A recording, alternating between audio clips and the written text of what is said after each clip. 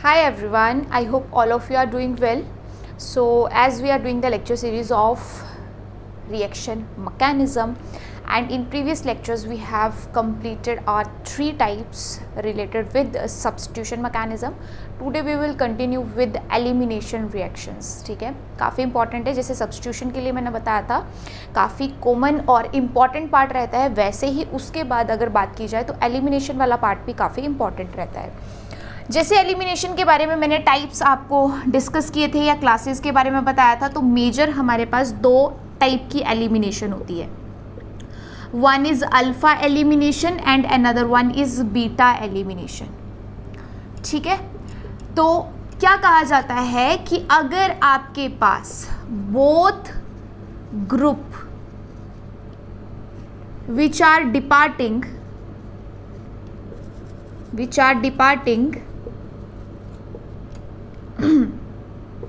belongs to same atom.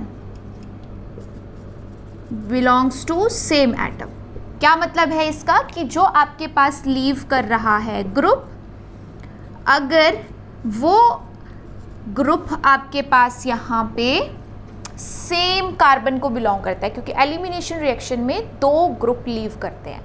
अगर वो दोनों ग्रुप सेम कार्बन को बिलोंग करते हैं या सेम एटम को बिलोंग करते हैं तो अल्फ़ा एलिमिनेशन. अगर वो 2 डिफरेंट कार्बन, एक अल्फ़ा एक बीटा पे है, उसको बिलोंग करते हैं तो बीटा एलिमिनेशन. तो इसकी बात हमने कार्बीन में भी करी थी कि सपोज़ आपको बेस दिया तो वो बेस इस प्रोटोन को लेके जाएगा, कार्बन पे बनेगा नेगेटिव चार्ज और उसके बाद ये नेगेटिव चार्ज ये इलेक्ट्रोनेगेटिव एटम अपने साथ लेके चला जाता है, जिससे हमारे पास यहाँ पे बन जाता है एक इंटरमीडिएट जिसे हम कहते हैं कार्बीन.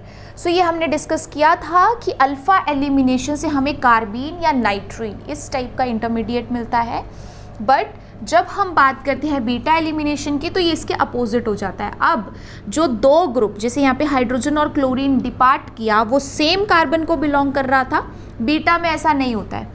बीटा में आपके पास यहाँ पे अगर हाइड्रोजन है और सपोज़ यहाँ क्लोरीन है तो बेस पहले इस हाइड्रोजन को रिमूव करेगा, फिर इस हाइड्रोजन के इलेक्ट्रॉन यहाँ जाएंगे और फिर यहाँ से दूसरे कार्बन से, अगर ये अल्फ़ा पोजीशन है तो बीटा पोजीशन से लीविंग ग्रुप बाहर जाएगा.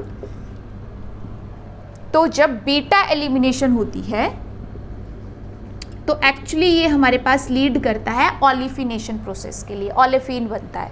तो अल्फ़ा एलिमिनेशन से कार्बीन या नाइट्रीन बनती है और बीटा एलिमिनेशन से हमारे पास ऑलिफिनेशन होती है.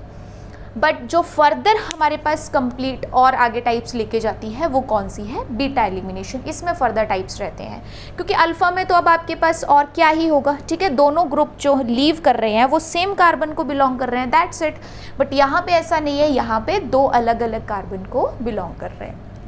तो नेक्स्ट अब हम डिस्कस करते हैं कि जो बीटा एलिमिनेशन है वो फर्दर कितने टाइप्स की है और उसमें किन किन बातों का ध्यान रखना है. सो बीटा एलिमिनेशन हमारे पास मेजरली 3 फर्दर क्लासेस में डिवाइड की गई है और वो 3 क्लासेस आपके पास क्या हैं? E1 elimination, E2 elimination and E1CB elimination. ठीक है, सो E1 एलिमिनेशन में आपके पास क्या होता है कि जैसे SN1 की बात करी थी उस तरीके से इसमें कार्बोकेटाइन बनता है, कार्बोकेटाइन फॉर्मेशन होती है. याद रखने के लिए जैसे आपने SN1 को पढ़ा है वैसे आप लिंक कर सकते हो कि SN1, उसी तरह से E1 में भी कार्बोकेटाइन फॉर्मेशन बनती है. ठीक है, मतलब 2 स्टेप प्रोसेस होती है. जो E2 है, जैसे आपने SN2 को याद रखा था वैसे याद रख सकते हो कि इसमें सिर्फ ट्रांजिशन स्टेट बनती है, यानी सिंगल स्टेप प्रोसेस है. और E1CB आपके पास एक इंटरमीडिएट लेके आता है विच इज़ कार्बे एनाइन. तो देखो तीनों में फ़र्क है, मैकेनिज्म अभी मैं बताती हूँ, बट मेजर डिफरेंस आपको यहाँ क्या देखने को मिल रहा है कि E1 एलिमिनेशन 2 स्टेप प्रोसेस है बट इसमें कार्बोकेटाइन इंटरमीडिएट बनता है. E2 सिंगल स्टेप प्रोसेस है बट इसमें ट्रांजिशन स्टेट बनती है. एंड E1CB जो है ये अगेन 2 स्टेप प्रोसेस है और इसमें कार्बे एनाइन बनता है.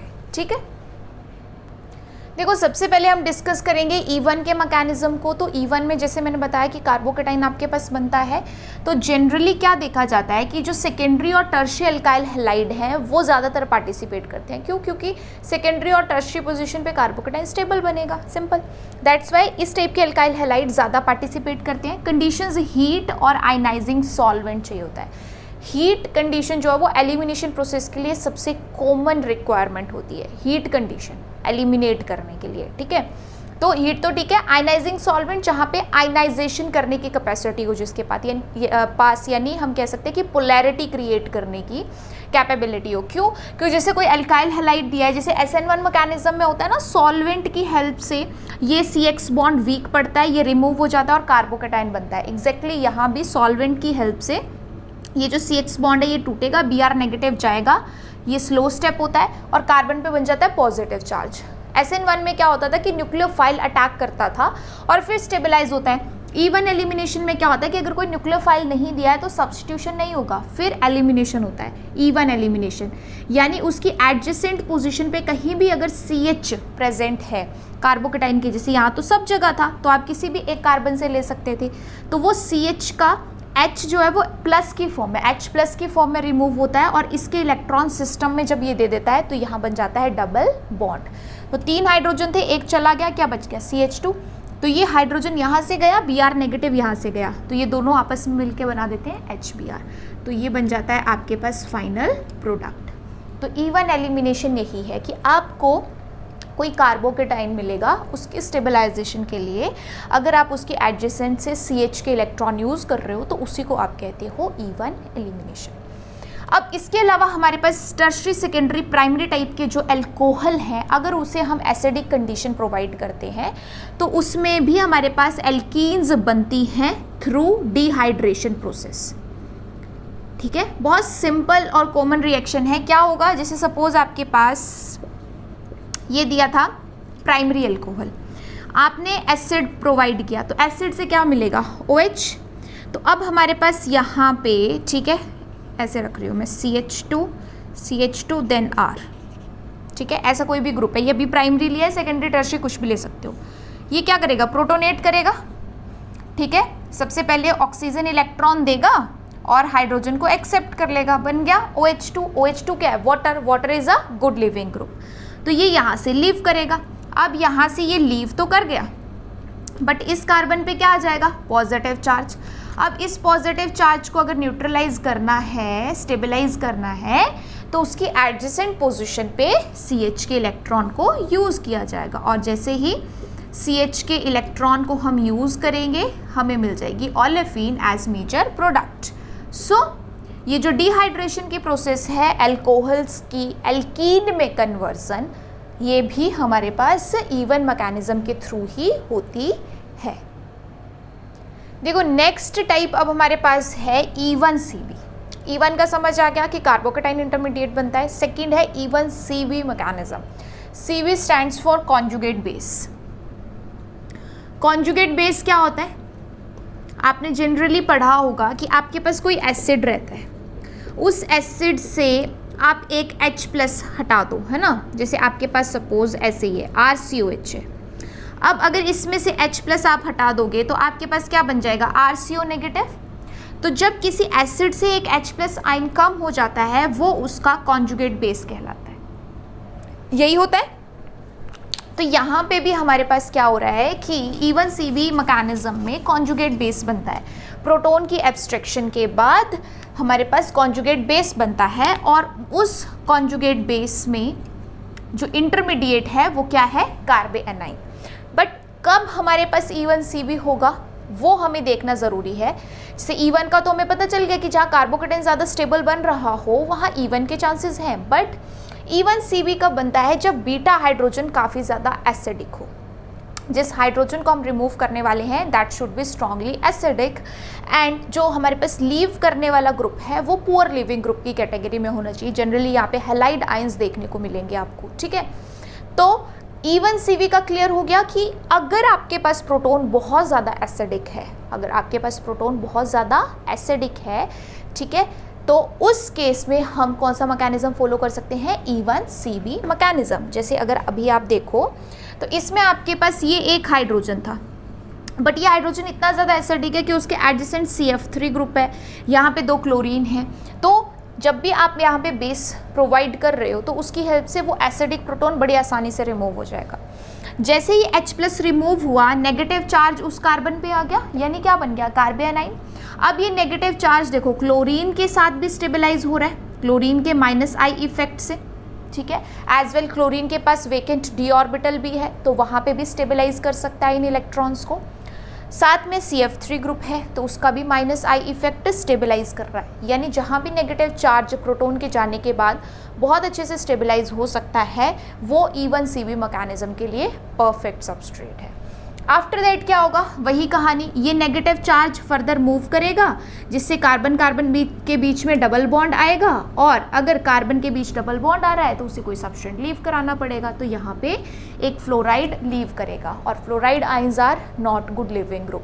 दैट्स वाई ये स्लो आपके पास स्टेप हो रहा है। पहला स्टेप फास्ट होता है प्रोटोन का abstraction, but second step slow होता है क्योंकि ये लिविंग ग्रुप बहुत अच्छा नहीं है। बट इसी टाइप की अगर हमें प्रॉपर्टीज़ देखने को मिलती हैं तभी हम कहते हैं कि हमारे पास E1CB मैकेनिज्म हो रहा है, ठीक है। या फिर आपके पास सपोज़ ऐसा हो कि कोई सबस्ट्रेट में यहाँ पे NO2 है, ठीक है, ऐसे है यहाँ पे, और यहाँ पे है ब्रोमीन, ठीक है, यहाँ पे इथाइल या मिथाइल, ऐसा कोई आपको सबस्ट्रेट दिया है, ठीक है, और बेस है। तो आपको पता है कि ये जो प्रोटोन है ये काफ़ी ज़्यादा एसिडिक है। क्यों एसिडिक है, क्योंकि NO2 इतना स्ट्रॉन्ग इलेक्ट्रॉन विड्रॉइंग ग्रुप, फिर क्लोरीन, तो बेस इसे रिमूव करेगा और रिमूव करके इस कार्बन पे क्या बना देगा, नेगेटिव चार्ज। तो ये सिंपल आपके पास पहचान यही है कि अगर कोई प्रोटोन काफ़ी ज़्यादा एसिडिक है तो बस उस एसिडिक प्रोटोन के रिमूवल के लिए और फर्दर एलिमिनेशन के लिए हम कौन सा यहाँ पे मैकेनिज्म फॉलो कर सकते हैं, E1CB। तो ये पहचान होती है, ये प्रॉपर्टीज़ ही ध्यान में रखनी है, तभी आप डिफ्रेंशिएट कर पाओगे कि कब E1, कब E1CB और कब E2। सो E1CB के लिए बिल्कुल क्लियर हो चुका है। Alright, next type that is E2 elimination, और ये E2 एलिमिनेशन काफ़ी इम्पॉर्टेंट है, ठीक है। देखो E2 एलिमिनेशन के लिए जैसे मैंने आपको बताया था कि ट्रांजिशन स्टेट बनेगी। सो ट्रांजिशन स्टेट हमारे पास कैसे बनती है, जैसे आपके पास यहाँ पे कोई लिविंग ग्रुप है, ठीक है। सो क्या होगा कि बेस रहेगा, वो बेस इस एसिडिक प्रोटोन के साथ इंटरेक्ट करेगा, ठीक है, अपने इलेक्ट्रॉन्स के थ्रू। तो इस प्रोटोन को ले जाने के लिए ये बेस आ चुका है, तो क्या होगा कि ये जो CH का बॉन्ड है ये टूट रहा होगा, यहाँ इनके बीच में एक पाई बॉन्ड बन रहा होगा, और ये जो लिविंग ग्रुप है इसके साथ भी बॉन्ड टूट रहा होगा। यानी जहाँ बॉन्ड बन रहे हैं वो डॉटेड फॉर्म में, जहाँ बॉन्ड ब्रेक हो रहा है वो डॉटेड फॉर्म में। तो ये चीज़ आपके पास क्या है, ट्रांजिशन स्टेट। और इसके बाद जस्ट ये बेस इस प्रोटोन को लेके जाएगा, ये यहाँ इलेक्ट्रॉन देगा और ये लिविंग ग्रुप यहाँ से बाहर, और बन जाएगी ओलेफिन। इसी को हम कहते हैं E2 एलिमिनेशन। बट इस E2 एलिमिनेशन में हमारे पास एक बहुत इंपॉर्टेंट कंसेप्ट आता है, और वो कंसेप्ट ये है कि अगर तो ये बीटा हाइड्रोजन आपके पास सिर्फ एक ही है, if beta hydrogen is single, फिर कोई दिक्कत नहीं होती है, फिर आपके पास वन प्रोडक्ट ही बनेगा। सिंपल बात है कि अगर एक ही हाइड्रोजन है तो बेस को चूज नहीं करना है कि कहाँ से हाइड्रोजन उठाना है, नहीं उठाना है, उसी हाइड्रोजन को उठाएगा, इलेक्ट्रॉन देके डबल बॉन्ड बनाएगा और लिविंग ग्रुप बाहर। सिंगल स्टेप प्रोसेस हो रही है, ठीक है। बट इन केस आपके पास ये जो बीटा हाइड्रोजन है they are on both side, ठीक है, यानी लिविंग ग्रुप की एक साइड भी बीटा हाइड्रोजन है और दूसरी साइड भी बीटा हाइड्रोजन है। जैसे आपके पास मैं यहाँ पे एग्जांपल दूँ, ये X कोई लिविंग ग्रुप है, this X is leaving group, कोई हेलोजन वगैरह ही रख लो। तो इस केस में क्या है कि अगर इस लिविंग ग्रुप को रिमूव करना है तो ये मेरे पास CH3 है, ठीक है। अगर ये अल्फा पोजीशन हुई तो बीटा पे हाइड्रोजन यहाँ भी है, ये अल्फा पोजीशन हुई तो बीटा पे हाइड्रोजन यहाँ भी है। तो अब क्वेश्चन बन जाता है कि E2 एलिमिनेशन में मैं इस हाइड्रोजन को रिमूव कराऊँ या इस हाइड्रोजन को रिमूव कराऊँ, तो दोनों को ही रिमूव करा के देख लेते हैं, ठीक है। सो पहला केस तो हमारे पास क्लियर हो गया कि अगर सिंगल हाइड्रोजन है फिर तो एक ही प्रोडक्ट बनेगा, बट अगर दो हमारे पास है, दोनों साइड प्रोटॉन्स प्रेजेंट है, फिर हमें क्या करना है? तो उस केस में हमारे पास ये है A और ये है B। अगर A प्रोटॉन जाएगा तो डबल बॉन्ड हमारे पास ऐसे बनेगा, ठीक है, और अगर B का जाएगा हमारे पास तो ऐसे डबल बॉन्ड बनेगा। यही होगा ऑलिफिनेशन प्रोसेस, तो वही चल रही है जो अभी हमने पढ़ी E2 के लिए, बस फर्क है कि डबल बॉन्ड अब अलग अलग पोजीशन पे बन रहा है। अब अगर इस डबल बॉन्ड को देखूं तो यहाँ पे और यहाँ पे दोनों तरफ सब्स्टिट्यूशन है, तो इस तरीके के डबल बॉन्ड को मैं बोलूँगी डाई सब्स्टिट्यूटेड ऑलिफिन। और यहाँ पे सिर्फ एक ही तरफ सब्स्टिट्यूशन है, यहाँ तो सिर्फ हाइड्रोजन है। सब्स्टिट्यूशन क्या होता है? अदर देन हाइड्रोजन ना, तो यहाँ तो सिर्फ एक ही R ग्रुप है, तो ये आपके पास कैसी है? Mono substituted. इट मीन्स कि अगर मैं इस A वाले प्रोटॉन को रिमूव कराती हूँ बीटा एलिमिनेशन के लिए या E2 एलिमिनेशन के लिए, तो मेरे पास यहाँ पे प्रोडक्ट डाई सब्स्टिट्यूटेड ऑलिफिन बनेगा। अगर B वाले को करवा रही हूँ तो मोनो सब्स्टिट्यूटेड बन रहा है। तो जो आपके पास मोर सब्स्टिट्यूटेड ऑलिफिन होती है, मोर सब्स्टिट्यूटेड ऑलिफिन होती है, उस प्रोडक्ट को हम कहते हैं सेटजिफ प्रोडक्ट। उस प्रोडक्ट को हम कहते हैं सेटजिफ प्रोडक्ट, ठीक है। दैट्स वाई, और generally in most of the cases general basis पे हम इसी को स्टेबल प्रोडक्ट मानते हैं।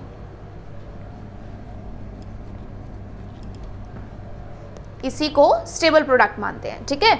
तो आपने क्या ध्यान रखना है कि हम उसी प्रोटॉन को चूज करेंगे यहाँ पे E2 एलिमिनेशन के लिए, जिसकी वजह से हमें मोर सब्स्टिट्यूटेड ऑलिफिन मिल रही होगी, क्योंकि उस टाइप के प्रोडक्ट को हम कहते हैं सेटजिफ प्रोडक्ट। और मोर सब्स्टिट्यूटेड ऑलिफिन ये सेटजिफ प्रोडक्ट को ज़्यादा स्टेबल माना जाता है।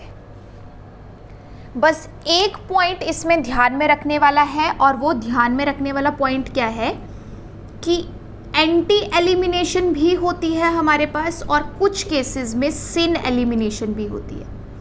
तो एंटी एलिमिनेशन में जो हाइड्रोजन है और जो लीविंग ग्रुप है, ठीक है, दे शुड बी एंटी पेरीप्लेनर, या सिंपली अगर मैं बताऊं तो ट्रांस पेरीप्लेनर होना चाहिए।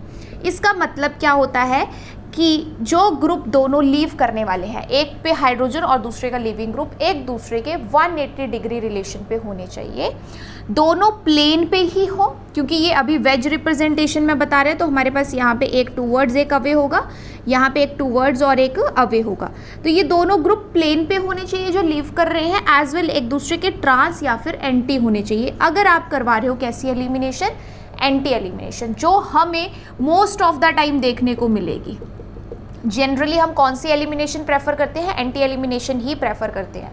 बट कुछ केसेस में ऐसा होगा जो अभी आपको मैं बताऊंगी कि हम एंटी एलिमिनेशन को प्रेफरेंस ना देके सिन को देते हैं। तो उस केसेस में हमारे पास जो दोनों ग्रुप लीव करने वाले हैं, they should be syn periplanar, दोनों सेम साइड होने चाहिए और सेम प्लेन पे होने चाहिए। They should be syn periplanar. तो ये एक डिफरेंस है जो एंटी एलिमिनेशन और सिन एलिमिनेशन में आता है, कि एंटी में दोनों एक दूसरे के ट्रांस या 180 डिग्री, बट सिन में दोनों सेम प्लेन पे सेम साइड होने चाहिए, तभी सेम साइड से एलिमिनेशन पॉसिबल है, ठीक है।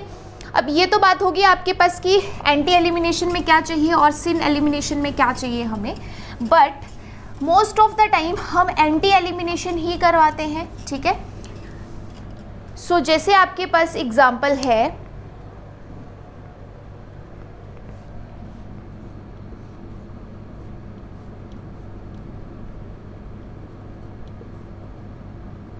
ये, ठीक है, क्या है आपके पास? Trans 1 bromo 2 methyl cyclopentene, trans 1 bromo 2 methyl cyclopentane. Trans क्यों कहा यहाँ पे, क्योंकि हमारे पास, सॉरी मैंने ये सब्स्टिट्यूएंट गलत रख दिए है ना, ट्रांस है। ट्रांस इसलिए कहा क्योंकि जहाँ पे सब्स्टिट्यूशन हो रखा है साइक्लिक कंपाउंड में, इसमें ये दोनों हाइड्रोजन एक अप और एक डाउन है, ठीक है। तो स्टीरियो के बेसिस पे साइक्लिक कंपाउंड में हम सिस ट्रांस ऐसे ही बोलते हैं। तो अगर ये अप और ये डाउन, तो ये आपके पास कैसा हो गया यहाँ पे ट्रांस साइक्लिक कंपाउंड्स में। फर्स्ट पे ब्रोमो, सेकंड पे मिथाइल, और टोटल आपके पास 5 एटम है साइक्लिक, दैट्स वाई साइक्लोपेंटेन। अब इसे अगर मैं यहाँ पे प्रोवाइड करती हूँ KOH, alcoholic condition with thermal या हीट, तो आपको यहाँ पे क्या देखने को मिलेगा कि ये ब्रोमीन गुड लिविंग ग्रुप है। तो ये बेस क्या करेगा, ये यहाँ पे इस प्रोटोन को रिमूव करेगा, प्रोटोन को रिमूव करके यहाँ इलेक्ट्रॉन देगा और ब्रोमीन यहाँ से बाहर। तो ये हम एंटी एलिमिनेशन ही करवाते हैं कि ब्रोमीन अगर ये आपके पास यहाँ पे डाउन पोजिशन में है, तो मुझे यहाँ पे कौन सा करना चाहिए था एंटी एलिमिनेशन के लिए, इसके अपोजिट। बट अभी जो मैंने यहाँ पे केस डिस्कस किया वो मैं क्या बता रही हूँ कि ये अगर इस पोजीशन से लेते हो तो आपके पास ये हाइड्रोजन भी डाउन है, ब्रोमीन भी डाउन है, ठीक है। मैं दोनों ही प्रोडक्ट बनाऊंगी यहाँ पे।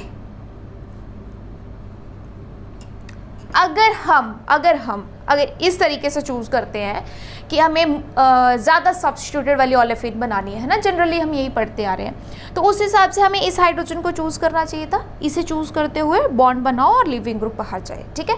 बट उस केस में हमारे पास ये कैसी एलिमिनेशन होगी, सिन एलिमिनेशन। तो इसे हम कहेंगे कि ये सिन एलिमिनेशन का प्रोडक्ट है। ये किस चीज़ का प्रोडक्ट है, सिन एलिमिनेशन का। और अगर मैं यहाँ पे दूसरी तरफ से कोशिश करूँ, दूसरी तरफ से भी पॉसिबल है ना, देखो कैसे, ये भी तो है हाइड्रोजन के लिए हमारे पास चॉइस। तो अगर मैं इस हाइड्रोजन को चूज़ करूँ, अप वाले को, बेस की हेल्प से इस हाइड्रोजन को चूज़ करूँ, तो ये यहाँ इलेक्ट्रॉन देगा और फिर ब्रोमीन जाएगा बाहर, तब डबल बॉन्ड आपके पास यहाँ बनेगा। तो ये प्रोडक्ट कौन सी एलिमिनेशन का है, एंटी एलिमिनेशन का। सो मैंने यहाँ पे जो अभी आपको कंसेप्ट बताया उसके अकॉर्डिंग दोनों ही प्रोडक्ट बना के बता दिए कि ये मेरे पास यहाँ पे अगर दोनों तरफ हाइड्रोजन रख रहा है, तो इस तरफ अगर हाइड्रोजन रिमूव करता है तो सिन का प्रोडक्ट दे सकता है क्योंकि दोनों की स्टीरियो सेम है, और अगर इस तरफ से लेते हैं तो हमारे पास एंटी एलिमिनेशन वाला प्रोडक्ट दे सकता है।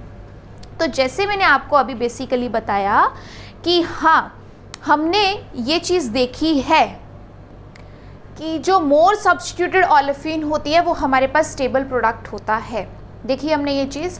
बट यहाँ पे अगर हम बात करें तो इन दोनों प्रोटॉन्स में से इस प्रोटॉन को रिमूव करना ज़्यादा इजी है। क्यों इजी है, क्योंकि ये वाला प्रोटॉन अगर आपके पास जाएगा तो यहाँ पे बनेगा सेकेंडरी कार्बोनाइन। अगर एक तरीके से देखें, वैसे तो हम E2 एलिमिनेशन करा रहे हैं, बट यहाँ पे अगर आपके पास देखें तो 3 R ग्रुप है, तो जितने R ग्रुप ज़्यादा रहते हैं प्रोटॉन की एसिडिक स्ट्रेंथ उतनी ही कम होती है। तो यहाँ पे हमारे पास क्या कंसेप्ट आया कि इस प्रोटॉन और इस प्रोटॉन के कंपैरिजन में देखा जाए तो इस प्रोटॉन को रिमूव करना ज़्यादा आसान है, जो हमारे पास एंटी एलिमिनेशन के लिए रहता है, क्योंकि हम बेसिक कंसेप्ट अगर देखें तो हम एंटी एलिमिनेशन को ही फॉलो करते हैं सबसे ज़्यादा। किसको फॉलो करते हैं, एंटी एलिमिनेशन को। वो तो हम फिर बाद में देखते हैं कि अगर हमारे पास ऑप्शन मिल रहा है कि एंटी एलिमिनेशन के साथ मोर सब्स्टिट्यूटेड ओलेफिन बन सकती है तो उसे हम ज़रूर चूज़ करेंगे। बट जनरली हमारे पास एंटी एलिमिनेशन जो होती है वही प्रोडक्ट देती है, ठीक है, मोस्ट ऑफ द केसेस में। तो यहाँ पे बेस ने उसी प्रोटॉन को चूज़ किया जो एंटी एलिमिनेशन दे सकता था, दैट्स वाई ये जो एंटी एलिमिनेशन से आपके पास प्रोडक्ट बना यही हमारे पास यहाँ पे मेजर प्रोडक्ट बनता है। दूसरा बनेगा ज़रूर लेकिन उसकी क्वांटिटी बहुत कम रहती है, दैट्स वाई वो माइनर प्रोडक्ट होता है। तो हमने क्या देखा कि जो अभी कंसेप्ट हमारे पास आया था कि हमें E2 एलिमिनेशन कराने के लिए एंटी दोनों ग्रुप्स के होना ज़रूरी होता है, और अगर आपके पास पॉसिबिलिटी है कि एंटी से भी और सिन से भी बन सकता है तो वो एंटी वाले को ज़्यादा प्रेफरेंस देता है रैदर देन सिन, ठीक है, ये हो गया यहाँ पे। बट इन केस आपके पास जो ग्रुप लीव करने वाला है उसके एडजेसेंट कोई कॉन्जुगेशन है, कार्बन डबल बॉन्ड कार्बन की, कार्बन डबल बॉन्ड O की, या C6H5 यानी फिनाइल रिंग, इस टाइप की अगर कोई भी कॉन्जुगेशन है जो लीव करने वाला ग्रुप है उसकी साइड, तो हमेशा डबल बॉन्ड उसी की साइड बनेगा। फिर हम ये नहीं देखेंगे कि सिन एलिमिनेशन से हो रहा है, एंटी एलिमिनेशन से हो रहा है, क्योंकि उसमें हमारे पास प्रोडक्ट जो है वो ज़्यादा स्टेबल बनता है। और वो ज़्यादा स्टेबल कैसे बनेगा, देखो ये इस प्रोटोन को रिमूव करेगा, यहाँ पे डबल बॉन्ड और फिर ये लीविंग ग्रुप बाहर, और ऐसा करने से यहाँ पे आपके पास है फिनाइल। फिनाइल मीन्स यहाँ पे बेंजीन रिंग, तो बेंजीन रिंग के साथ ये डबल बॉन्ड कॉन्जुगेशन में जा सकता है, डबल बॉन्ड कॉन्जुगेशन में जा सकता है। तो जो कॉन्जुगेटेड प्रोडक्ट होता है वो ज़्यादा स्टेबल माना जाता है, कॉन्जुगेटेड प्रोडक्ट ज़्यादा स्टेबल माना जाता है। इट मीन्स आपने क्या ध्यान रखना है कि अगर कहीं पे कॉन्जुगेटेड प्रोडक्ट बनने के चांसेस हैं, फिर आप ना सिन के बारे में सोचोगे, ना एंटी के बारे में सोचोगे, ना सेट्ज़िफ प्रोडक्ट के बारे में सोचोगे, ना होफमैन प्रोडक्ट के बारे में सोचोगे। एक और हमारे पास प्रोडक्ट होता है सेट्ज़िफ के opposite, that is Hofmann product. जो आपने सेट्ज़िफ में माइनर वाला देखा था उसे होफमैन प्रोडक्ट कहते हैं, ठीक है। तो हमारे पास यहाँ पे क्या कंसेप्ट आया कि अगर सिंपल चल रहा है तो हम एंटी एलिमिनेशन को फॉलो करेंगे, ठीक है। एंटी एलिमिनेशन से ही हम प्रोडक्ट जो है वो फाइनल बनाते हैं। हाँ, कोशिश हमारी ज़रूर रहती है कि अगर हमारे पास एंटी एलिमिनेशन ही दोनों तरफ हो सकती है, बट एक तरफ से लेस सब्स्टिट्यूटेड ओलेफिन बन रही है, एक तरफ से मोर सब्स्टिट्यूटेड बन रही है, तो हम एंटी एलिमिनेशन कराते हुए मोर सब्स्टिट्यूटेड ओलेफिन बनाना प्रेफर करते हैं। बट इन केस अगर आपके पास ऐसा सिस्टम है कि वहाँ पे डबल बॉन्ड जब बनेगा तो वो फर्दर किसी डबल बॉन्ड के साथ या किसी सिस्टम के साथ कॉन्जुगेशन में जा सकता है और कॉन्जुगेटेड प्रोडक्ट दे सकता है, फिर हम बाकी कंसेप्ट्स को नहीं देखते हैं कि सिन है, एंटी है, सेट्ज़िफ है या होफमैन है, हम सिर्फ कॉन्जुगेटेड प्रोडक्ट के बारे में सोचते हैं। तो कॉन्जुगेटेड प्रोडक्ट ज़्यादा स्टेबल बनता है, तो इस पॉइंट को स्पेशली आप लोगों ने नोट करके रखना है। तो जो अभी मैं यहाँ पे बात कर रही थी कि सेट्ज़िफ प्रोडक्ट का तो हमें पता चल गया, बट एक होफमैन प्रोडक्ट भी होता है ना। होफमैन प्रोडक्ट जनरली हमारे पास लेस सब्स्टिट्यूटेड ओलेफिन को बोला जाता है। जो मोर सब्स्टिट्यूटेड होती है उसको सेट्ज़िफ, जो लेस सब्स्टिट्यूटेड होती है उसे होफमैन। और होफमैन प्रोडक्ट बनने के चांसेस कब ज़्यादा होते हैं, जब हमारे पास जो प्रोटोन है उसकी एसिडिक स्ट्रेंथ बहुत ज़्यादा है। जैसे आपके पास ये NR3 अगर सपोज कोई ग्रुप है, या फिर ऐसा है कि NO नेगेटिव एंड RR, तो इसमें क्या हो रहा है कि नाइट्रोजन पे पॉजिटिव चार्ज आ रहा है, इलेक्ट्रोनेगेटिव तो है ही, ऊपर से पॉजिटिव चार्ज आ जाए तो इसकी इलेक्ट्रोनेगेटिविटी और बढ़ जाती है। तो उस केस में, या सपोज आपके पास फ्लोरीन है यहाँ पे, अगर ऐसे कोई ग्रुप प्रेजेंट हैं तो आपके पास दो ऑप्शन है कि आप या तो यहाँ से रिमूव करो या फिर ये जो CH3 है यहाँ से रिमूव करो। लेकिन फिर वही बात आ जाएगी कि यहाँ से रिमूव करोगे तो आपके पास फिर डबल बॉन्ड यहाँ बनेगा जो मोर सब्स्टिट्यूटेड होगा, और यहाँ से करोगे तो लेस सब्स्टिट्यूटेड बनेगा। तो यहाँ पे क्या देखा जाएगा कि किस प्रोटोन की एसिडिक स्ट्रेंथ ज़्यादा है। तो ये प्रोटोन अगर रिमूव करते हो तो सेकेंडरी कार्बोनाइन बनेगा, और ये प्रोटोन रिमूव करते हैं तो प्राइमरी कार्बोनाइन बनता। जस्ट समझने के लिए, यहाँ बनेगा नहीं, यहाँ ट्रांजिशन स्टेट ही होगी, बट R ग्रुप अपना कुछ ना कुछ इफेक्ट तो एसिडिटी में रख रहे होंगे ना। तो उस अकॉर्डिंग बता रही हूँ कि अगर ये प्रोटोन गया तो यहाँ पे 2 R ग्रुप, और ये प्रोटोन गया तो सिर्फ एक R ग्रुप। तो ऑब्वियस सी बात है, जो नेगेटिव चार्ज है या प्रोटोन की एसिडिक स्ट्रेंथ के लिए जितने R ग्रुप कम रहेंगे, इलेक्ट्रॉन डोनेटिंग ग्रुप जितने कम रहेंगे, प्रोटोन उतना ही ज़्यादा एसिडिक होता है। तो जब हमारे पास अगर इस तरीके के ग्रुप्स प्रेजेंट हैं जिनकी इलेक्ट्रोनेगेटिविटी काफ़ी ज़्यादा होती है, तो वो फिर लेस सब्स्टिट्यूटेड प्रोटोन को ही हमेशा चूज़ करते हैं और उसी से ओलेफिन बनाते हैं। तो उस केस में हमारे पास ये जो लेस सब्स्टिट्यूटेड ओलेफिन होती है यही मेजर बनती है, और इसी को हम कहते हैं होफमैन प्रोडक्ट। बट सपोज यहाँ पे आयोडीन होता है, आयोडीन की इलेक्ट्रोनेगेटिविटी ज़्यादा नहीं है, तो ये फिर वही बेसिक कंसेप्ट ही करेगा, ठीक है। आपके पास जो मोर सब्स्टिट्यूटेड वाला है उसी सिस्टम को यहाँ पे बनाएगा। तो इसमें जो आपके पास मेजर होगा वो मोर सब्स्टिट्यूटेड का बनेगा। तो ये डिफरेंस आपको क्लियर होना चाहिए कि सेट्ज़िफ क्या है, होफमैन क्या है। तो on the general basis as conclusion आपके पास anti elimination and Saytzeff product, इससे सबसे ज़्यादा प्रेफरेंस दी जाती है।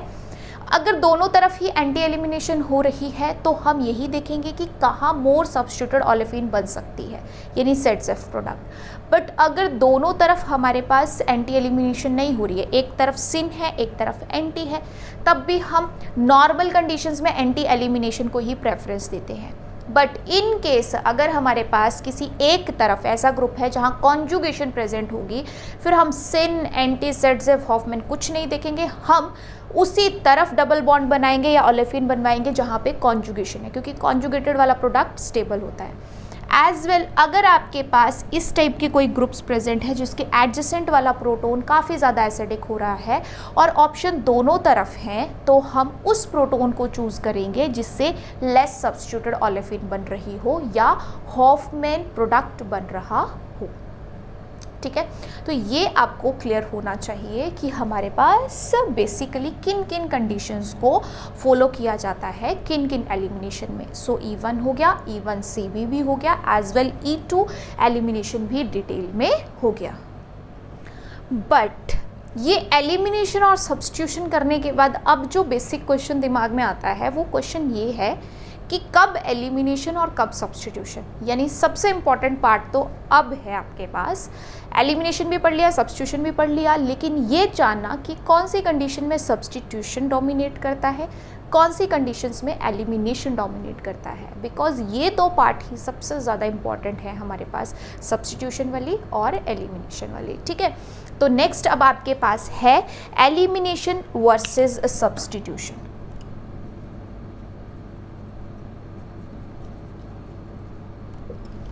एलिमिनेशन वर्सेस सब्स्टिट्यूशन, कि कब एलिमिनेशन रिएक्शन करवानी है और कब आपने सब्स्टिट्यूशन रिएक्शन करवानी है।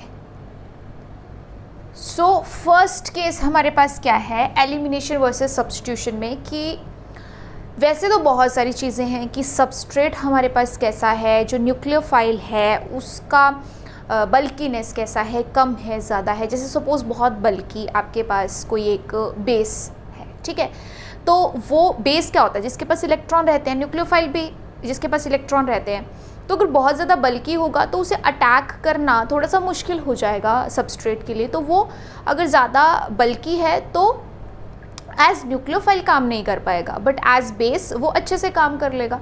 तो ऐसे डिपेंड करता है, क्योंकि न्यूक्लियोफाइल के अटैक के लिए स्टेरिक हिंड्रेंस बहुत ज़्यादा मैटर करती है। सबस्ट्रेट की खुद की जितनी कम क्राउडेडनेस रहेगी उतनी आसानी से न्यूक्लियोफाइल अटैक कर पाता है सब्स्टिट्यूशन में।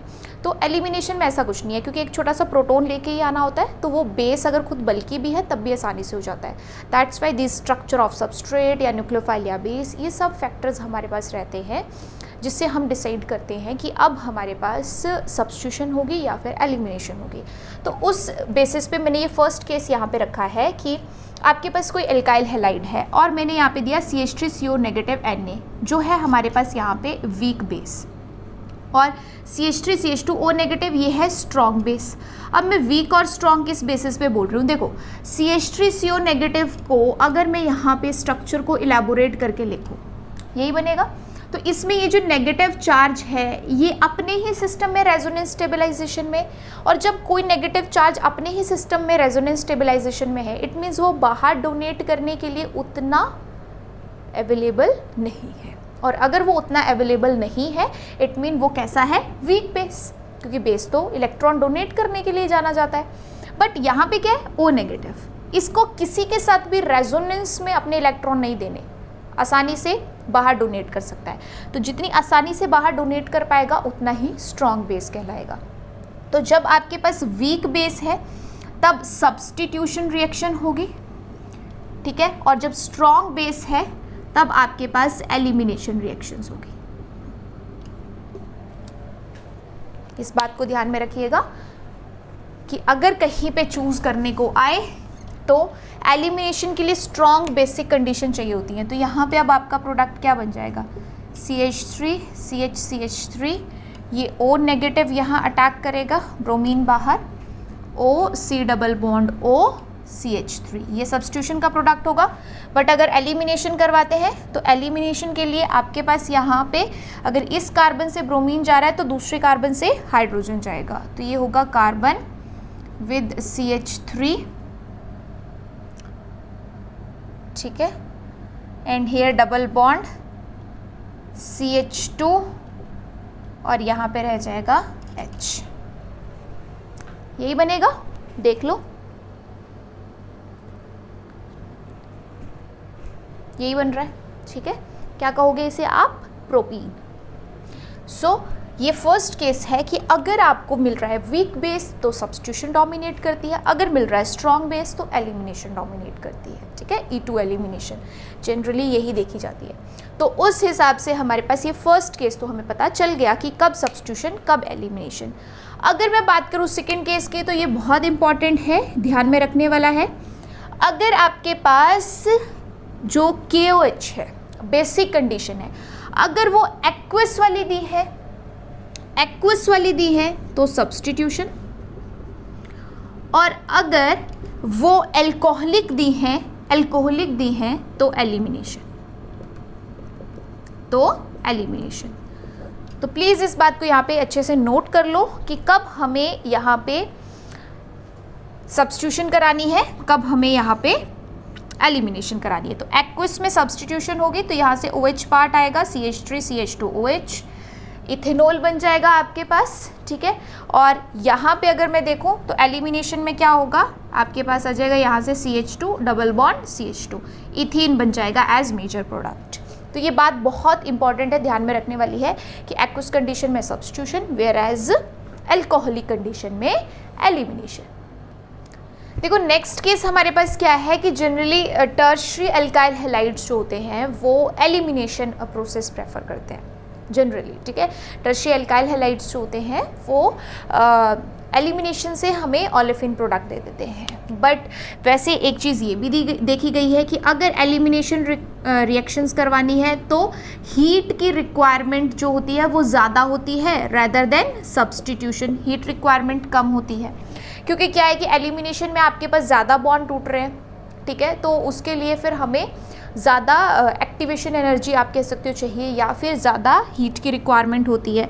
बट आपके पास सब्स्टिट्यूशन में उतनी आपको स्ट्रॉन्ग वाली कंडीशंस की ज़रूरत नहीं है। तो ये तो एक मेजर डिफरेंस हो गया। बट क्या देखा गया है कि आपके पास यहाँ पे है टर्शियरी ब्यूटाइल, है ना, टर्शियरी ब्यूटाइल ग्रुप है आपके पास यहाँ पे, या आप कह सकते हो कि अगर ये जो टर्शियरी ब्यूटाइल ब्रोमाइड दिया गया है इसे हम सिर्फ एक सॉल्वेंट दे रहे हैं बट विद हीट कंडीशंस, या स्ट्रॉन्ग बेसिक कंडीशन दे रहे हैं विद सॉल्वेंट, स्ट्रॉन्ग बेस दे रहे हैं विद सॉल्वेंट।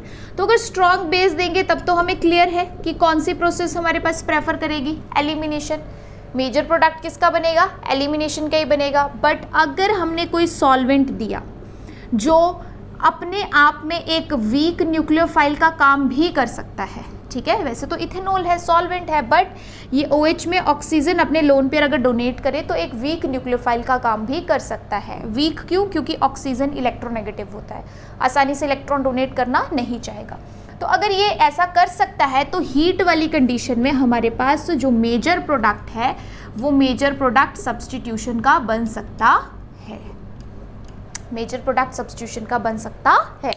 दैट्स वाई ये आपने यहाँ पे third point elimination versus substitution में याद रखना है कि जनरली एलिमिनेशन के लिए ज़्यादा हीट की रिक्वायरमेंट होती है rather than substitution reactions. But अगर हमारे पास कोई वीक न्यूक्लियोफाइल दिया है जो जनरली एक सॉल्वेंट है, ठीक है, तो हीट की कंडीशन के साथ वो हमारे पास सब्स्टिट्यूशन का प्रोडक्ट मेजर दे सकता है। ऐसा नहीं एलिमिनेशन नहीं होगा, हो जाएगा, थोड़ा होगा, बट जो मेजर आपके पास प्रोडक्ट बनेगा वो सब्स्टिट्यूशन का बनेगा। एज वेल अगर स्ट्रॉन्ग बेस दिया है तो उन कंडीशन में हीट अगर साथ में दे रखी है या रूम टेम्परेचर पे भी हो रहा है तो ऑब्वियस सी बात है तब हमारे पास कौन सा प्रोडक्ट मेजर बनेगा, एलिमिनेशन का ही प्रोडक्ट मेजर बनेगा। ठीक है, तो ये बात हमारे पास यहाँ पे अब क्लियर हो चुकी है कि सब्स्टिट्यूशन और एलिमिनेशन ये दोनों हमारे पास किन किन कंडीशन में प्रेफरेंस शो करते हैं। तो जो भी मेजर पॉइंट्स थे एलिमिनेशन वर्सेस सब्स्टिट्यूशन के वो सब हमने यहाँ पे डिस्कस कर लिए। और एक आपके पास यहाँ पे एक्स्ट्रा पॉइंट है सब्स्टिट्यूशन से रिलेटेड कि अगर कोई सॉल्वेंट खुद न्यूक्लियोफाइल का काम भी कर रहा है सब्स्टिट्यूशन रिएक्शंस में तो इस टाइप की प्रोसेस को हम कहते हैं सॉल्वोलिसिस प्रोसेस।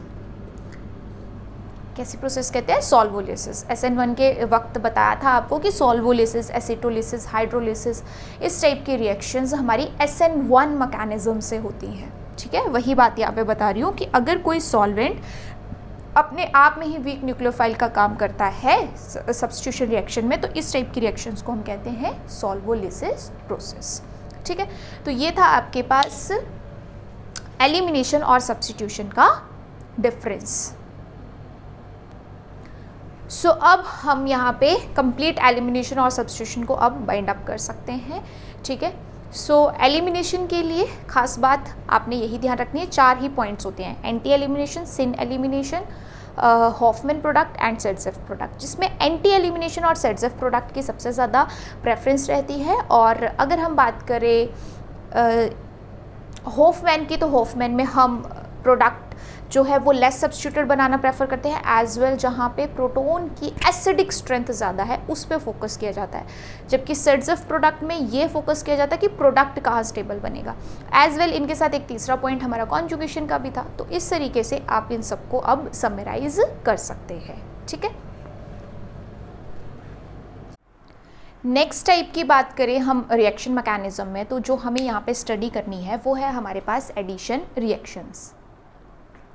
सो एडिशन रिएक्शन आपके पास अगर हम बेसिकली देखना चाहें तो it's just a reverse of the elimination reactions. देखो कैसे, एलिमिनेशन रिएक्शंस में हमारे पास क्या होता था, कोई 2 ग्रुप्स हमारे पास रिमूव होते थे, या तो वो 1 कार्बन को बिलोंग करते थे या 2 कार्बन को।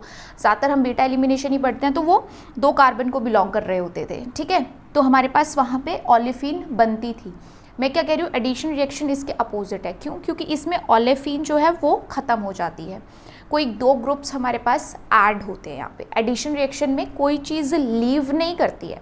सब्स्टिट्यूशन और एलिमिनेशन से डिफरेंट क्यों है, सब्स्टिट्यूशन में किसी एक की जगह पे रिप्लेस किया जाता है, एलिमिनेशन में सिर्फ लीव करते हैं, एडिशन में सिर्फ ऐड होते हैं, जिसकी वजह से ये ओलेफिन का डबल बॉन्ड जो होता है ये हमारे पास रिमूव हो जाता है। अब मैंने ओलेफिन को ही क्यों लिया, क्योंकि जनरली हमारे पास जो एडिशन रिएक्शंस हैं इसमें ये जो हमारे पास सामने स्पीशीज़ होगी, इसमें एक पे होगा पार्शियल पॉजिटिव चार्ज, एक पे पार्शियल नेगेटिव चार्ज।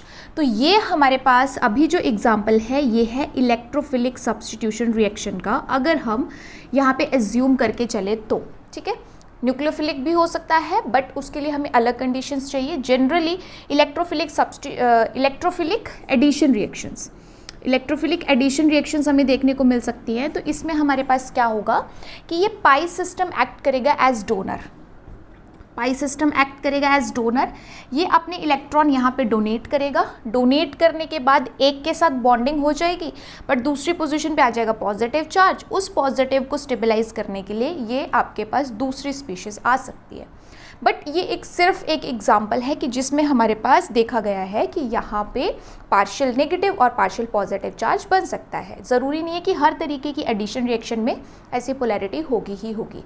बट अगर हम बेसिकली देखें तो हमारे पास एडिशन रिएक्शंस क्या हैं कि उसमें कोई हमारे पास मॉइटीज़ या ग्रुप्स ऐड हो रहे हैं, जिससे अगर हमने पाई इलेक्ट्रॉन क्लाउड वाला सिस्टम यूज़ किया है, ठीक है, हमने कोई ऐसा सिस्टम यूज़ किया जिसके पास इलेक्ट्रॉन डेंसिटी ज़्यादा है, तो उनकी जो इलेक्ट्रॉन डेंसिटी है पाई बॉन्ड वाली वो यूटिलाइज हो जाती है इन ग्रुप्स के साथ बॉन्ड बनाने के लिए। सिंपल है हमारे पास एडिशन रिएक्शन।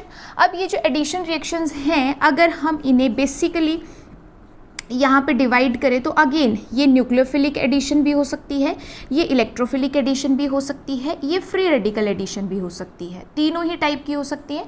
अगर मैं फ्री रेडिकल एडिशन की बात करूँ तो ये एडिशंस मैंने क्रॉस इफेक्ट के साथ जब हमने फ्री रेडिकल इंटरमीडिएट किया था तो वहाँ पे डिस्कस किया था कि अगर हम किसी फ्री रेडिकल को ऐड करना चाहते हैं ओलेफिन पे तो हमें किन किन कंसेप्ट्स का ध्यान रखना होता है। तो फ्री रेडिकल की एडिशन की बात मैं कर चुकी हूँ। अगर मैं न्यूक्लियोफिलिक और इलेक्ट्रोफिलिक की बात करूँ तो जैसे अभी मैं यहाँ पे आपको ये एग्जाम्पल दे रही थी कि आपके पास ये ओलेफिन है और सामने कोई इलेक्ट्रोफाइल है, ठीक है, आप उसे ऐड करना चाहते हो, तो आपकी कोशिश क्या होगी कि आप इलेक्ट्रोफाइल को इस तरीके से इस पोजीशन पे ऐड करोगे कि बाद में जो सिस्टम पे पॉजिटिव चार्ज रह जाए वो स्टेबल होना चाहिए। तो जब इलेक्ट्रोफाइल की एडिशन होती है कार्बोकेटायन बनता है, बट जब न्यूक्लियोफाइल आएगा तो न्यूक्लियोफाइल कब आएगा, जब ओलेफिन पे इलेक्ट्रॉन विड्रॉइंग ग्रुप्स रहेंगे। सेम एरोमेटिक सिस्टम के साथ जो सब्स्टिट्यूशन में किया वैसे आप लिंक कर सकते हो, क्योंकि ओलेफिन के पास खुद की इलेक्ट्रॉन डेंसिटी रहती है तो बाहर से इलेक्ट्रॉन डेंसिटी ये तभी एक्सेप्ट करेगा जब इसकी इलेक्ट्रॉन डेंसिटी को कम करने के लिए कोई ग्रुप्स रहेंगे, लाइक इलेक्ट्रॉन विड्रॉइंग ग्रुप्स। तो अगर ये सपोज आपके पास यहाँ पे अटैक करता है तो न्यूक्लियोफाइल बाहर से इलेक्ट्रॉन डेंसिटी प्रोवाइड करेगा, और अगर बाहर से इलेक्ट्रॉन डेंसिटी प्रोवाइड करेगा तो वो नेगेटिव चार्ज हमारा इस तरीके से बनना चाहिए कि इलेक्ट्रॉन विड्रॉइंग ग्रुप के साथ स्टेबलाइज हो सके। तो बहुत सिंपल सा डिफरेंस है कि अगर इलेक्ट्रोफिलिक एडिशन करवाते हैं तो हमारे पास इलेक्ट्रोफाइल की एडिशन के बाद कार्बोकैटायन बनता है, अगर न्यूक्लियोफिलिक एडिशन है, बाहर से न्यूक्लियोफाइल आ रहा है, तो इसकी एडिशन के बाद यहाँ पे कार्बे एनाइन बनता है। और फ्री रेडिकल की बात तो हम ऑलरेडी कर चुके हैं। तो ये जस्ट एक बेसिक कंसेप्ट है कि आपके पास एडिशन में क्या क्या देखने को मिलता है। अगर इलेक्ट्रोफाइल ऐड हो रहा है तो कार्बोकैटायन इंटरमीडिएट बनेगा, और अगर न्यूक्लियोफाइल आपके पास ऐड हो रहा है तो कार्बे एनाइन इंटरमीडिएट मिलेगा। Addition reactions of alkenes, specially alkenes में देखने को मिलती हैं। तो हमें एडिशन रिएक्शंस ऑफ एल्कीन्स के बारे में अगर मैं डिस्कस करूं तो कुछ कॉमन एग्जांपल्स मैंने यहाँ पे लिखे हुए हैं। लाइक आपके पास हाइड्रोजन विद पैलेडियम, प्लेटिनम या निकल किसी मेटल के साथ यूज़ किया जाता है, तो ये हमारे पास होती है हाइड्रोजिनेशन प्रोसेस। हाइड्रोजिनेशन यानी एडिशन ऑफ हाइड्रोजन। तो ओलेफिन पे हमारे पास हाइड्रोजन ऐड हो जाता है, ये एडिशन रिएक्शन का एग्जांपल है।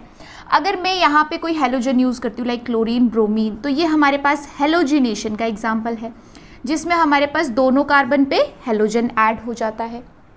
अगर मैं बात करूँ यहाँ पे HX की, तो ये हमारे पास यहाँ पे है हाइड्रोजन हैलाइड। तो हाइड्रोजन हैलाइड, देखो यहाँ पे सिर्फ हाइड्रोजन था, यहाँ सिर्फ हैलाइड था, अब ये दोनों कंबाइंड है, हाइड्रोजन हैलाइड। तो हाइड्रोजन पे पार्शियल पॉजिटिव चार्ज, हैलाइड पे पार्शियल नेगेटिव चार्ज, इलेक्ट्रोनेगेटिविटी के बेसिस पे, तो H और X ऐड हो जाएगा। हाँ, अभी मैं सिलेक्टिविटी की बात नहीं कर रही हूँ कि किस कार्बन पे हाइड्रोजन, किस कार्बन पे X, because it comes under some specific rules, Markovnikov rule, anti Markovnikov rule, जैसे फ्री रेडिकल में क्रास इफेक्ट था, आपको बताया गया था, तो वो सारे रूल्स हमारे पास डिस्कस किए जाएंगे, but under the chemistry of hydrocarbons. Hydrocarbons में एल्कीन्स और एल्काइंस की जो भी रिएक्शंस होती हैं वो सब जब डिस्कस की जाएंगी तो उसमें आपको ये सारे रूल्स एलैबोरेट किए जाएंगे। अभी जस्ट मैं मैकेनिज्म और उसके एग्जांपल्स के बारे में यहाँ पे डिस्कस कर रही हूँ। तो ये आपके पास अभी सिंपली हमने लिखा है, तो ये एक एग्जांपल है। अगर हेलोजन हैलाइड ऐड हो रहे हैं तब भी हमारे पास एडिशन रिएक्शंस है। अच्छा, हाइड्रेशन एक प्रोसेस होती है वाटर की एडिशन, जिसमें से अगर हम इसके आयंस देखें तो ऐसे बनेगा H+ एंड OH नेगेटिव। तो एक कार्बन पे H और एक पे OH ऐड हो जाता है। तो ये जो हाइड्रेशन प्रोसेस है ये भी एडिशन मैकेनिज्म के अंडर आती है। फिर देखो हेलोहाइड्रिन, ये दोनों हमने पहले अलग अलग करी थी ना, एक आपके पास ये हेलोजन हैलाइड था और साथ में आपके पास ये हाइड्रेशन थी। अब इन दोनों का कॉम्बिनेशन है हेलोहाइड्रिन, जिसमें से आपके पास यहाँ से हेलोजन और यहाँ से हाइड्रिन का OH पार्ट आपस में कंबाइन होता है और वही सिस्टम में ऐड होता है। तो एक आपके पास हेलोजन और दूसरा आपके पास OH पार्ट जब ओलेफिन पे ऐड हो जाएगा, that is the example of halohydrin reaction which comes under addition mechanism. तो सिंपली मैं क्या बताना चाह रही हूँ कि आपके पास ये जो एडिशन रिएक्शन ओलेफिन की हो रही है, इसमें पहले स्टेप में ओलेफिन डोनर का काम कर रही है, इलेक्ट्रॉन डोनेट कर रही है, ठीक है, सामने जो इलेक्ट्रोफाइल है उसे ऐड कर रही है, फिर आफ्टर जो कार्बोकैटायन बन रहा है, ये डेफिशिएंट सेंटर बन रहा है, उसको स्टेबलाइज करने के लिए ये जो दूसरे आपके पास स्पीशीज़ है वो फिर ऐड हो रही है, यानी दो ग्रुप यहाँ ऐड हो रहे हैं। तो देखो एलिमिनेशन से हुई ना अपोजिट, एलिमिनेशन में दो ग्रुप लीव करते थे, ओलेफिन बनती थी, यहाँ ओलेफिन है, दो ग्रुप ऐड हो रहे हैं, ओलेफिन खत्म हो रही है, ठीक है।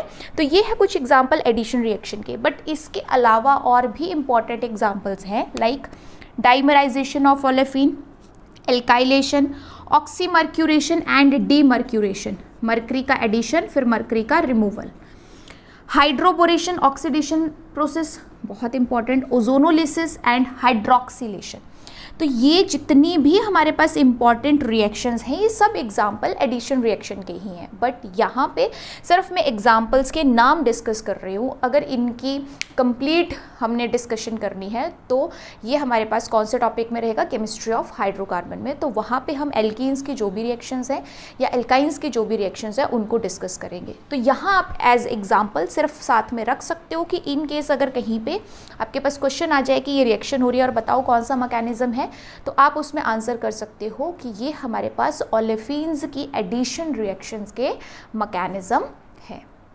ठीक है, तो एडिशन रिएक्शन में अभी आप लोगों के साथ सिर्फ ऐसे ही डिस्कस किया जा सकता था कि मोस्टली इलेक्ट्रोफिलिक एडिशन रिएक्शंस ही हमें देखने को मिलती हैं सबसे ज़्यादा, बिकॉज ये खुद डोनर का काम करता है। अगर ये ओलेफिन इलेक्ट्रॉन डोनेट करेगा तो सामने इलेक्ट्रॉन डेफिशिएंट स्पीशीज ही चाहिए, तो इलेक्ट्रोफिलिक एडिशन सबसे ज़्यादा देखी जाती है। एज वेल हमारे पास पहले स्टेप में इलेक्ट्रोफाइल की तरफ रुझान होता है, दूसरे स्टेप में तो फिर कोई इलेक्ट्रॉन डोनेट करने वाली स्पीशीज़ ही आती है। ठीक है, तो बेसिकली हमारे पास ये इलेक्ट्रोफिलिक एडिशन रिएक्शन में पार्टिसिपेट करता है। न्यूक्लियोफिलिक मैंने बताया आपको कि बहुत कम देखने को मिलेगा क्योंकि ये खुद इलेक्ट्रॉनिकली रिच स्पीशीज़ होती है, बट हाँ कुछ केसेस में हो सकता है जब हमारे पास इलेक्ट्रॉन विड्रॉइंग ग्रुप्स हों।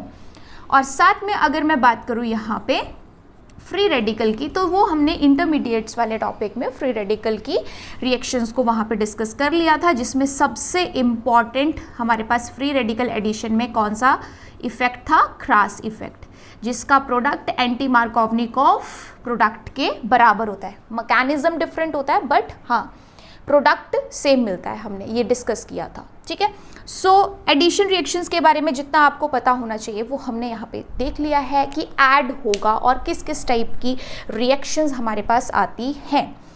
अब अगर मैं यहाँ पे नेक्स्ट बात करूँ, जो मैंने बिल्कुल आपको क्लास ये इस लेक्चर के स्टार्टिंग में बताया था, तो मैंने कहा था कि जो सब्स्टिट्यूशन और एलिमिनेशन रिएक्शंस हैं उसके मैकेनिज्म्स सबसे इम्पॉर्टेंट रहेंगे क्योंकि उसी से क्वेश्चन सबसे ज़्यादा पूछे जाते हैं। बाकी अगर मैं बात करूँ एडिशन की, तो वो हमने यहाँ पे देख लिया कि कौन कौन से एग्जांपल्स रहते हैं। एज वेल आपको मैंने 2 टाइप्स और वहाँ पे डिस्कस करी थी। वैसे तो टाइप्स बहुत सारी हैं हमारे पास, इसके अलावा और भी रहती है, बट जो कॉमन और मेजर हैं उसमें एक रीअरेंजमेंट और एक रिडॉक्स। तो रीअरेंजमेंट में बताया था कि स्केलेटन चेंज होता है, कोई भी चीज़ ऐड या एलिमिनेट नहीं होती, अपने सिस्टम में शिफ्टिंग होती है। और रिडॉक्स में हमारे पास या तो ऑक्सीडेशन हो रही है या रिडक्शन हो रही है। जैसे अभी मैं ओजोनोलिसिस की ही बात करूँ तो ओजोनोलिसिस हमारे पास ऑक्सीडेशन वाली ही प्रोसेस के अंडर आता है। ठीक है, तो उस हिसाब से ये जो आपके पास ऑक्सीडेशन और रिडक्शन है या रीअरेंजमेंट है, ये पार्ट हमारा कहाँ कवर होगा, जब हम करेंगे chemistry of compounds containing nitrogen, halogen and oxygen.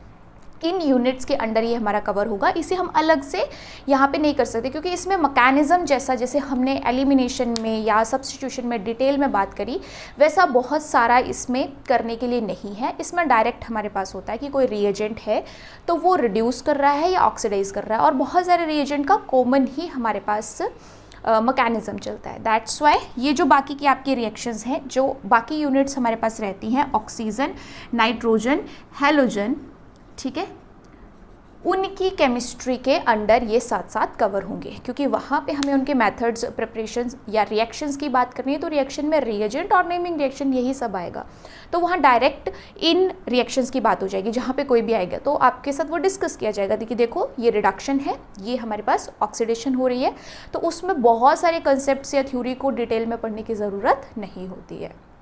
Okay, so reaction mechanism हमने जिस तरीके से स्टार्ट किया था, सब्स्टिट्यूशन हमने सबसे डिटेल्ड वे में किया है क्योंकि बहुत इंपॉर्टेंट है और उसकी डिफरेंसेस SN1 SN2 के पता होने चाहिए। देन एलिमिनेशन हमने बहुत अच्छे से कवर किया। आफ्टर दैट हमारे सब्स्टिट्यूशन और एलिमिनेशन का डिफरेंस, ये सबसे इंपॉर्टेंट था कि कब सब्स्टिट्यूशन और कब एलिमिनेशन, इनका थ्योरेटिकल पार्ट हमें या इनके कंसेप्ट अच्छे से पता होने चाहिए थे। आफ्टर दैट एडिशन की बात है, सिंपल रिएक्शन है कि ऐड हो रही है और कौन कौन से एग्जाम्पल्स, ओलेफिन के एडिशन, क्योंकि सबसे ज़्यादा एडिशन की रिएक्शंस ओलेफिन के साथ ही मिलती हैं। ठीक है, तो ओलेफिन्स में जो एडिशन रिएक्शंस हमारे पास होती हैं वो सारे हमने कवर किए। आफ्टर दैट अगर ये मैं बात करूँ जो मैंने आपको टाइप्स बताई थी, रीअरेंजमेंट और रिडॉक्स, तो ये हमारे पास इन यूनिट्स के साथ साथ कवर होंगे। ठीक है, इसमें वैसा कंसेप्चुअली या आपके पास बहुत सारा थ्योरी का करने का नहीं होता है क्योंकि इसमें हर रिएजेंट, जो ऑक्सीडाइजिंग रिएजेंट होगा वो अपने अकॉर्डिंग काम करेगा, जो रिड्यूसिंग होगा वो अपने अकॉर्डिंग काम करेगा। रीअरेंजमेंट का भी वैसा है कि किसी आपके पास सबस्ट्रेट की क्या डिमांड है उसके अकॉर्डिंग ही वहाँ पे बात की जाती है। ठीक है, so that's all about your reaction mechanism here.